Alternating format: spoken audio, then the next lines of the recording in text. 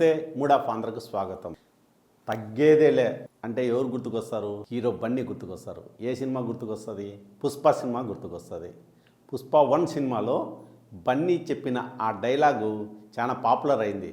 ఇప్పుడు పుష్ప 2 రేపు నెలలో రిలీజ్ కాబోతుంది 5వ తేదీన. దానికి సంబంధించిన ట్రైలరు నిన్న బీహార్ రాష్ట్రంలోని పాట్నాలో విడుదలైంది. ఆ ట్రైలర్ విడుదలకైతే జనం పోటెత్తినారు. నిజంగా ఈయన టాలీవుడ్ హీరోనా లేకుంటే బాలీవుడ్ హీరోనా అని అర్థం కాలేదంట. అంతగా జనం వచ్చినారు. తెలుగువాడైన బన్నీ లాంచ్కు ఉత్తరాదిన అంతగా జనం రావడం నిజంగా ఆశ్చర్యం కలిగించింది. బన్నీ సినిమా పుష్ప 2 ట్రైలర్ లాంచ్కు వచ్చిన జనాన్ని అట్లే జనసేనాని పవన్ కళ్యాణ్కు వస్తున్న జనాన్ని పోల్చుతూ సోషల్ మీడియాలో పెద్ద చర్చ జరుగుతుంది. పవన్ కళ్యాణ్ను విపరీతంగా ట్రోల్ చేస్తున్నారు. ఏమని అంటే, అయ్యా పవన్ కళ్యాణ్ గారు, నీకు జనం ఆంధ్రప్రదేశ్లో మాత్రమే వస్తారు, లేకుంటే తెలంగాణలో నీకు అభిమానులు ఉన్నారు. కానీ నా బన్నీ అనే వ్యక్తి అనే హీరో పాన్ ఇండియా హీరో, చూడు జనం ఎట్లా వచ్చినారో పుష్ప 2 ట్రైలర్ కానీ ట్రోల్ చేస్తున్నారన్నమాట. బన్నీ వైపు వైసీపీ వాళ్ళు ఉన్నారు అంటే మద్దతుగా. దానికి కారణం ఏందో అందరికీ తెలుసు.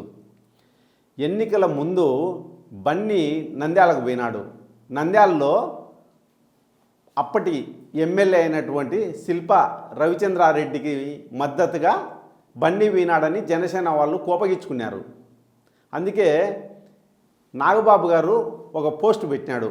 ఏమని, మనకు మద్దతుగా లేని వాళ్ళు మన వాళ్ళైనా సరే పరాయి వాళ్ళు, మనకు అండగా నిలిచే వాళ్ళు పరాయి వాళ్ళైనా సరే మన వాళ్ళు అని.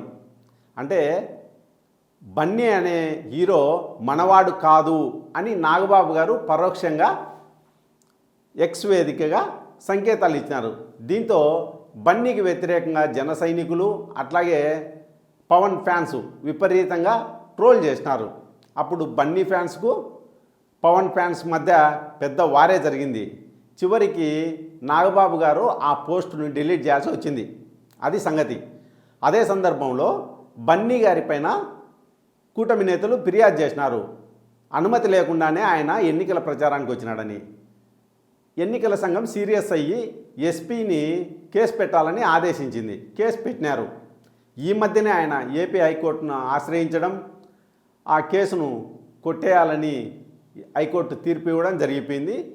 బన్నీకి ఊరట కలిగింది. కానీ బన్నీ మన వల్ల ఇబ్బందులు ఎదుర్కొన్నాడు కాబట్టి మనవాడు అనే ఫీలింగు వైసీపీ వాళ్ళల్లో ఉంది.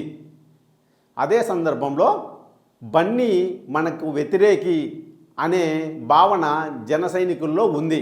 అందుకనే ఆ వార్ జరుగుతుంది. కానీ 2-3 రోజుల కిందట అనుకుంటా బాలకృష్ణ గారితో జరిగిన ఇంటర్వ్యూలో పవన్ కళ్యాణ్ గారి పైన బన్నీ గారు 2 మంచి మాటలే చెప్పినాడు. పై స్థాయిలో వాళ్ళ మధ్య అంత విభేదాలు ఉండకపోవచ్చు, కానీ కింది స్థాయిలో అభిమానుల మధ్య అయితే ఆ గ్యాప్ అనేది ఉంది.